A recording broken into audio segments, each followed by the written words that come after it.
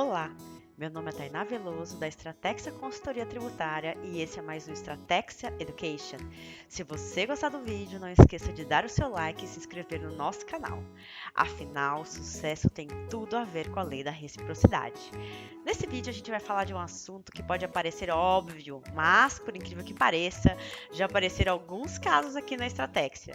Empresas que não sabem que a sua atividade está sujeita ao IPI.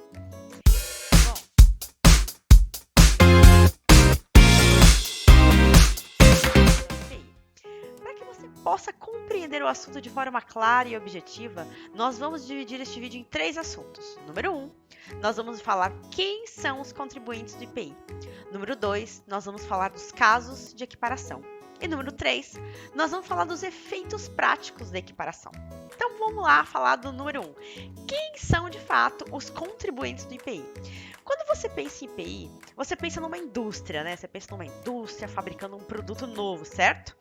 Porque, basicamente, o principal tipo de contribuinte é aquele que dá saída, né? Eu não falei venda, hein? Eu falei saída. É aquele que dá a saída de um produto que tenha passado por um processo de industrialização. Esses processos de industrialização estão descritos lá no artigo 4º do regulamento do IPI, que é um decreto. Basicamente, a gente tem 5 modalidades, né? A gente tem a transformação, que é fazer um produto novo. A gente tem o beneficiamento, por exemplo, o arroz.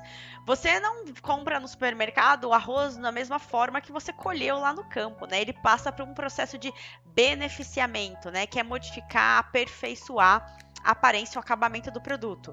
Também temos a operação de montagem, esse fica mais fácil, né? Eu vou fazer uma bicicleta, eu monto as partes dessa bicicleta. Ou, por exemplo, eu importo um produto e depois eu vou colocar uma embalagem de apresentação nesse produto, né? Uma embalagem para vender ele em supermercados, por exemplo. Isso a gente chama de acondicionamento, né? E também temos aquele caso de produtos aí que são usados, que eles acabam sendo restaurados, que é a renovação. Então, a gente basicamente tem esses 5 tipos de operação de industrialização. Então, eu te pergunto, uma costureira faz uma operação de industrialização? E um restaurante? Faz, né? Pô, a costureira tá fabricando ali uma roupa, né? O restaurante também tá fazendo uma comida. Mas essas pessoas pagam a IPI? Você acha que a costureira lá, que você já levou lá a sua roupa para arrumar ou para fazer, ela paga IPI?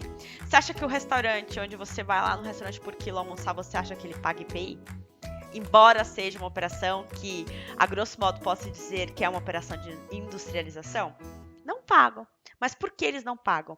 Porque lá no artigo 5º do regulamento do IPI tem algumas hipóteses que eles falam que, embora aquilo possa se enquadrar como uma dessas modalidades, né, montagem, transformação, beneficiamento, etc., determinadas situações ali vão estar excluídas dessa regra, tá? Da tributação pelo IPI. Exemplo, o preparo de produtos alimentares ali na residência do preparador. Uma pessoa que faz salgados na casa dela.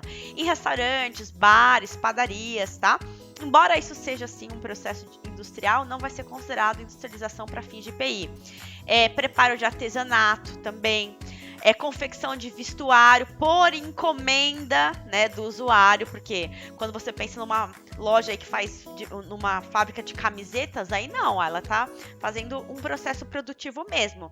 Mas se aquela confecção do vestuário for a pedido ali do usuário, feita numa oficina na residência ali do própria pessoa que está fazendo, não vai ser considerado operação industrial, tá? Então, basicamente, no ponto número 1, a gente viu quem é o contribuinte do IPI, quem é o industrial, lembrando dessas hipóteses de exclusão que estão lá no artigo 5º do regulamento do IPI. Aí a gente entra no ponto 2, mas é só o industrial? Não. Tem o caso dos equiparados a industriais, tá? O que a gente viu, então, que os contribuintes são os industriais, certo? Que praticam as operações de industrialização.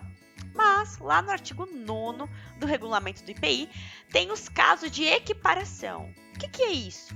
São situações que, embora a empresa não tenha efetivamente industrializado o produto, por ela se enquadrar naquela previsão legal, ela vai ter que sim tributar pelo IPI aquela operação, tá? E aí eu vou dar os principais casos para vocês. Então, E é aqui que muitas vezes as empresas não se atentam, né? Então, uma empresa que revende produto importado, esse é o campeão aqui. Algumas vezes, por falta de conhecimento, a empresa ela faz uma importação do produto e depois ela revende esse produto. Ela paga o IPI na importação e ela tem que ser contribuinte quando ela dá a saída desse produto. A gente já pegou aqui uns 2 ou 3 casos de empresas que não faziam isso, tá? Então, se você é revendedor de produto importado, você é contribuinte do IPI. Estabelecimentos atacadistas, né, e varejistas, então, de produtos importados que não tenham sido importados diretamente, mas por encomenda ou por conta e ordem. Essa pessoa também, ela paga alguém para fazer a importação por ela. Quando ela vender o produto, ela também vai ser contribuinte do IPI, tá? Uma empresa que vende produto, então, assim, ela tem lá insumos que ela compra e ela manda para alguém fabricar para ela e depois volta para ela vender. Né? Ou ela manda para uma filial dela fabricar e depois volta para ela vender. Ela também vai ser equiparada a industrial. Outro caso também são determinados atacadistas. Determinados atacadistas, exemplo, pedras preciosas, bebidas, eles também vão ser equiparados a industriais, tá? Então, fique atento aí. Alguns casos, embora num primeiro momento possa parecer que a empresa não é contribuinte do IPI, pode ser que ela seja. Aí a gente entra no item 3, no assunto 3, que quais são os efeitos práticos dessa equiparação, né? Bom, a empresa, então, se ela é equiparada, ela passa a ser contribuinte do IPI. Ela também tem que preencher as obrigações acessórias do IPI, né, lá na FD. Ela vai ter que controlar, né, a apuração lá do IPI. No documento fiscal dela, ela vai ter que destacar o IPI, tá? Nossa, agora que eu percebi que a minha empresa é contribuinte do IPI e eu nunca recolhi, o que eu faço? Bom, aí você vai ter que pensar o que você vai fazer, né? Você vai ter que analisar a sua melhor estratégia, vai levantar tudo do passado, aí dos últimos 5 anos, vai fazer o cálculo, vai recolher, né? Vai aí corrigir, que é retificar aí as suas obrigações acessórias para corrigir tudo isso, ou você pode esperar. Pode ser que amanhã o fisco bata na sua porta e te cobra aí esse imposto, mais a multa de 75%, mais a multa por você não ter apresentado ali as obrigações, né, que a gente chama no mundo tributário de obrigações acessórias corretas.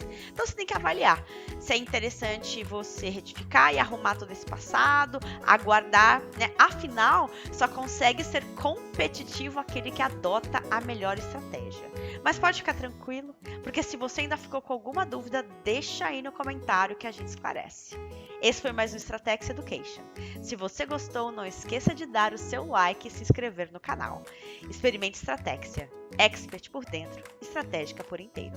Para saber mais, acesse www.stratexia.com.br.